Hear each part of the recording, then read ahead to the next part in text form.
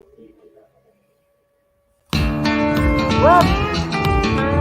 work, work, work. Morning, morning. Hallo allemaal. Is jy niet zo ouderlijk nie? Nee, ik kan niet. Is te nervous. Ik weet. Guys, I finally checked the video up and he's offered to get onto the cart and go out working. So please join us on the 29th of November, given Tuesday, when Marika and I will be driving on the cart in traffic. Oh my nose. But please, you've got to tune in. We're going to be streaming it live. It's going to be awesome, and we're going to be raising lots and lots of funds for the working cart horses.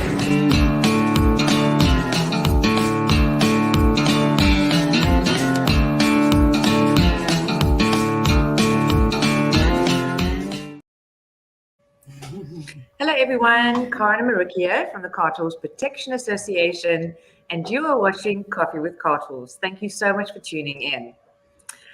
As you saw with the inserts, please diarise the 29th of November for Giving Tuesday, where Marika and I will be on the carts, and we need to raise over 100,000 Rand. Folks, today we'll be talking about internal parasite control and showcasing snippets of Chief Inspector Diana Tutter's very interesting AGM presentation. And thank you, JobNet Africa, for sponsoring our 53rd episode. Are you looking for a job in Africa?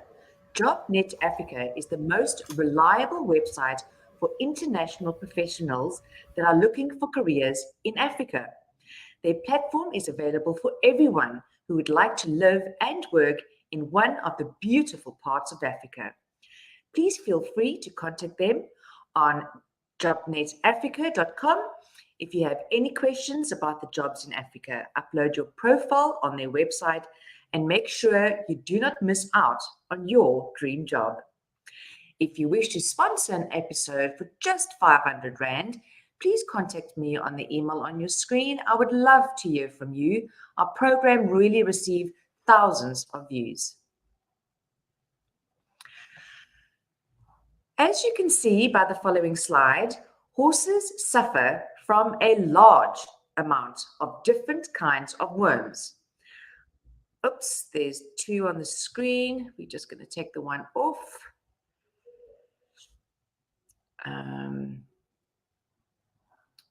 Oh dear, there we go. Thanks, Marika.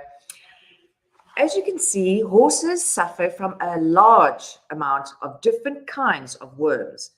I will spare you what they all look like, and I'm still trying to block out the botfly photos and the damage that they do. But where do worms come from? The larvae infect the pasture at the bottom. Then the larvae ingested by the horses while grazing. Then they enter the intestine, where they bury themselves in the intestine wall.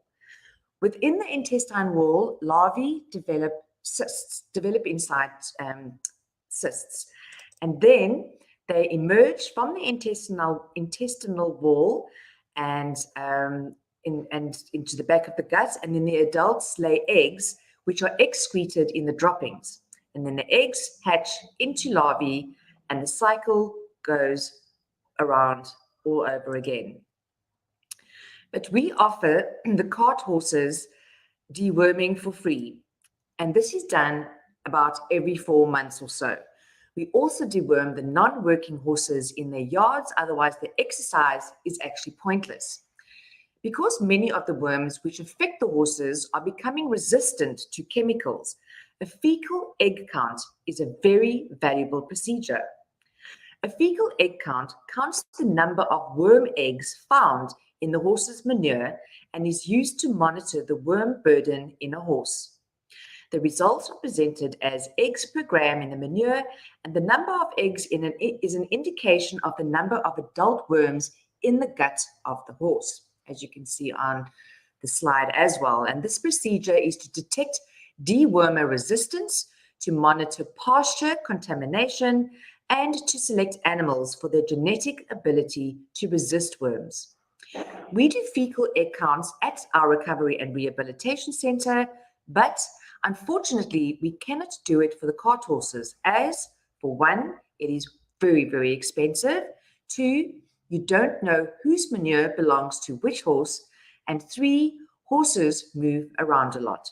So we continue to do the best we can for the cart horses using different products to try to counteract the worms becoming immune to certain products. Hi, everybody. If you've just joined us, you are watching Coffee with Cart Horse, and this is our 53rd episode. And we would like to congratulate my school for their 25th birthday. Now, my school has been a program where you can select up to 3 beneficiaries, and you shop at certain outlets like Woolworths, and they donate money towards your cause that you've selected. So you can either select a school or any organization that's registered with my school. And once your kids leave school and you don't need to raise funds for the school anymore, you can also change your beneficiaries. So please remember that it's very, very easy. You don't even need a physical card anymore. You can go to www.myschool.co.za and sign up for your card, link it to your Woolworths card, and please start swiping so that we can get some extra needed funds. Thanks, Marika. And for those who like using apps, you can also download the My School app on your phone and have a virtual card. Diana's presentation is always the highlight of our AGM, as she gets to tell everyone what the field has been up to and talks about the challenges they are still facing today. Her presentation is in 2 parts. Enjoy.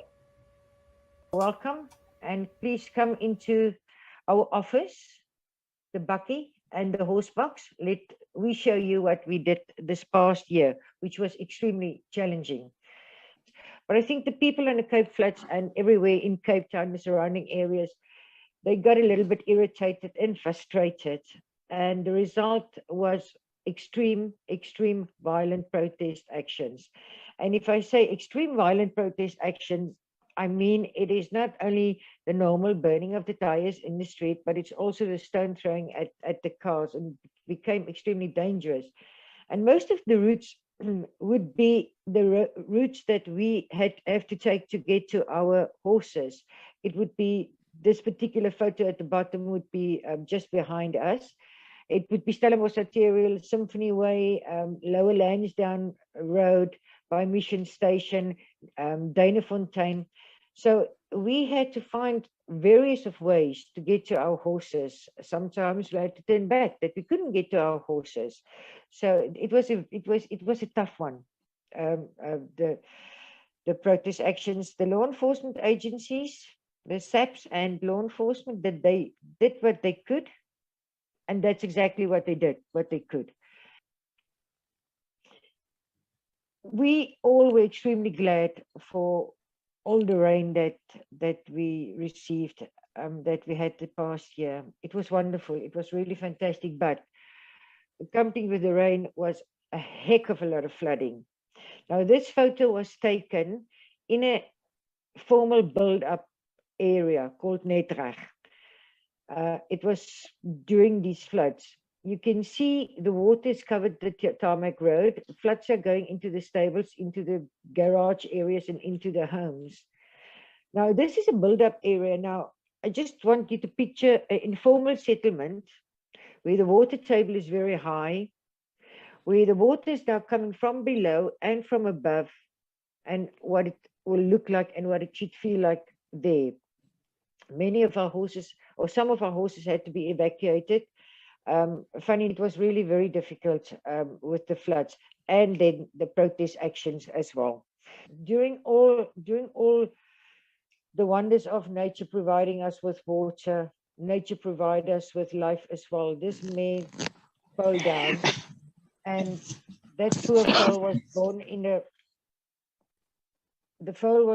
in a very cold night, and was suffer of hypothermia. And the owner phoned us, and of course we went to fetch the foal.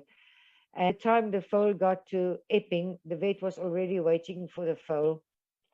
And here Taryn and Dr. Lee was really fighting for her life. They managed to get some space blanket to get the foal warm, but the foal didn't make it.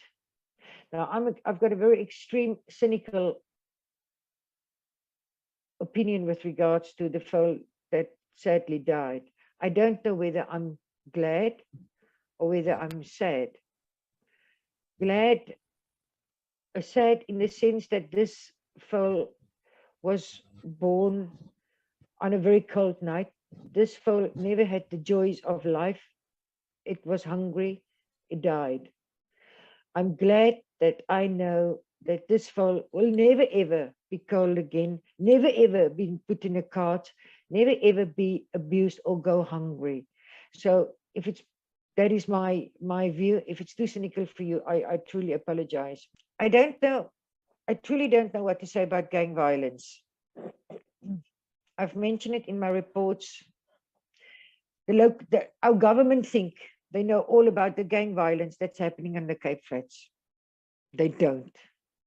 Our local government thinks that they know everything that's happening about the gang violence in the Cape Flats. Trust me, they don't. They might know a little bit more than our national government. We at Cartos, we've got a fair insight of what's happening on the Cape Flats with relation to the gang violence and the shooting. And it horrifies us. It's terrible.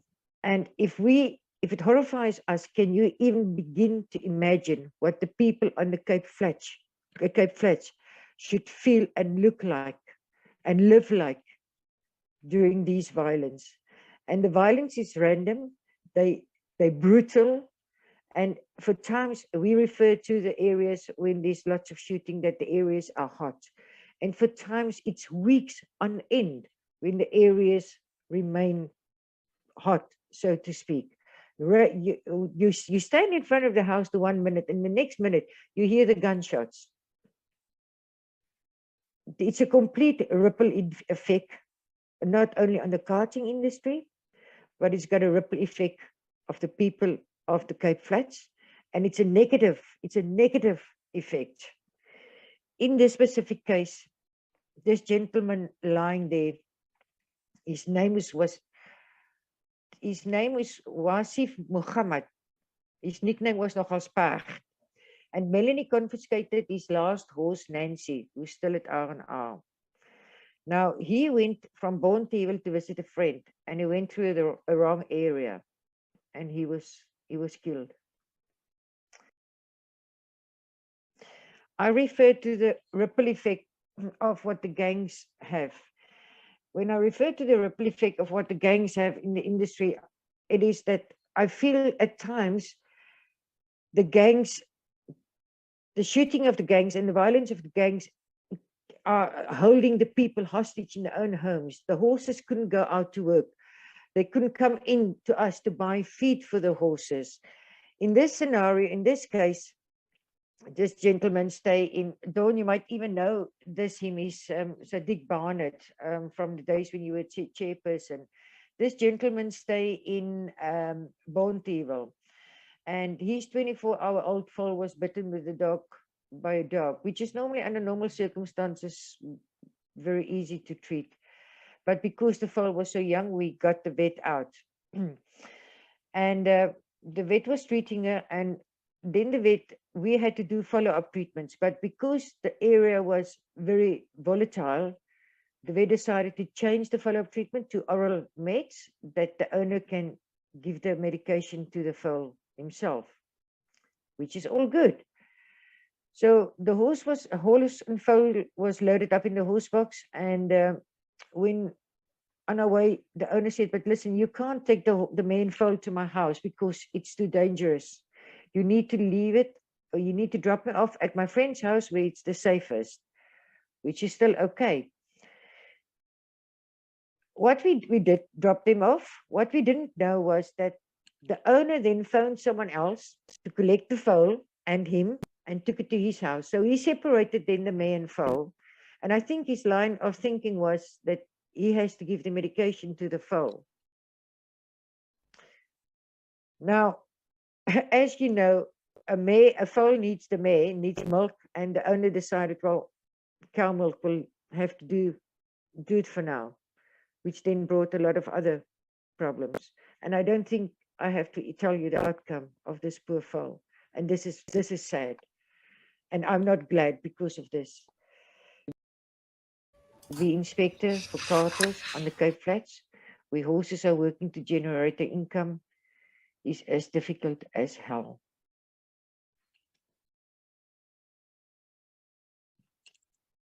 We at Cartos,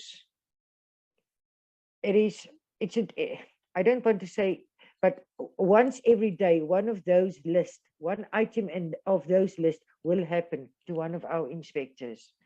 The verbal abuse, and the verbal abuse comes with a lot of aggression, death threats, criticism. We get criticized from the public, from family, from friends, from colleagues. We get criticized. We are being blamed that we assist the horses, or we help with the abuse of the horses because we allow the horses to work on the Cape Flats. Racism. When you remove a horse, racism is one of the first cards after they sworn at your mother, and they tell you what you are. Racism is one of the first cards that's played. But not only the carters operators, also from the public. Disrespect, and then you know, as an inspector, it doesn't matter what you decide to do with regards to abuse. Someone will always be angry with you, but you need to. That doesn't need to matter. What we need to do is what is the best outcome for the horse. I've left assault for last. Our chairperson referred to the assault of Julisi. That was when she and Melanie wanted to confiscate a horse, and then Julisi was assaulted. And Julisi, it's true what she said, she did stand up, and we continue. And we are not scared. We are definitely not scared, but we are aware that these things can happen to us. I refer earlier in my report, earlier in my talk, I referred to the gang violence, but I feel I am actually going to mention it. There were gang shooting the end of last week Thursday, and a bullet hit one of our cart horses. I know you are here. It happened in Eitzig, and the horse was taken to Blue Cross, and the wound caused so much damage that the horse had to be put to sleep. Now you can only imagine that ripple effect. Just before we went on air, I had a phone call from another owner in Malawi camp. His horse was here this morning, Francie, and on his way to Malawi camp through Bishop Lavers, two people, gangs started shooting at his horse. Both drivers are injured. The horse is okay.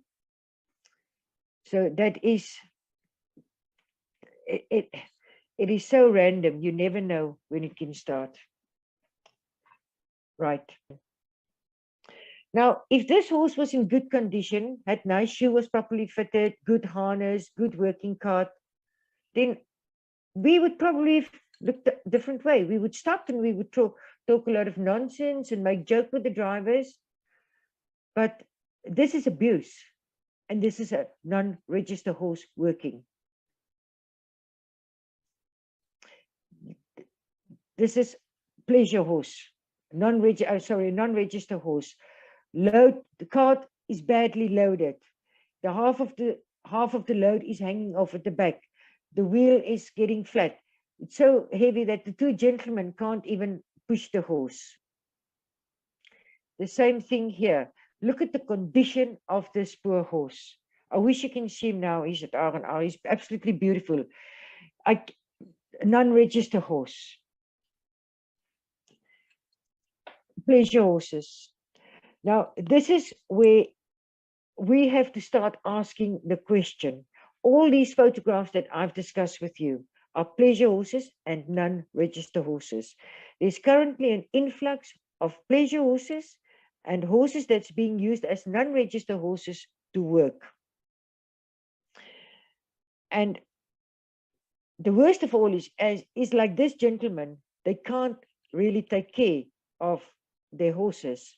So what do? You go, you treat the horse, because the guys know, if I buy a horse, veterinary is for free, because carters don't turn their back on sick horses. But now you get to a yard like this and the horses is thin. You can't turn your back because the horses is in need of help. Now you think to yourself, what do I do? Do I help with feed? But our mandate is the working cart horse. But you can't turn your back. So you end up helping the horses with feed. And then what do? If they see they get help from us, not this specific owner, they go and they buy 2 more horses. We cannot register all the pleasure and the non-registered horses on cart horse. We will need many more farriers. Our budget will triple. There are just so many. We will have to find a way or an organization to look after these horses. And if I say we have to stop the influx of these horses, you know, it's nearly like I want to say, go to Saron or wherever they buy the horses and say, please, do you realize that when you sell the horses to the people on the Cape Flats that they suffer? I don't know how we're going to do that. I really, truly don't know. But we have a heck of a lot of pleasure horses that's not being looked after, and a lot of non-registered horses on the roads currently. We do have control over the registered working horses. We do have a problem with the pleasure horses and the non-registered horses. Wow, it is always an absolute treat to watch Diana's presentations and to hear firsthand what the field is up to and what they have to deal with on a daily basis. Folks, if you've missed any of our interesting episodes, you can still access them on our Facebook page and YouTube channel. There is something for everyone. Thank you once again to Inez from JobNet Africa for sponsoring this episode and believing in our work, and please support our supporters. Their website again is jobnetafrica.com. Go find your dream job. See you again on the 5th of October, where we will be talking about vet care. You don't want to miss these interesting episodes. Until then, be safe and take care.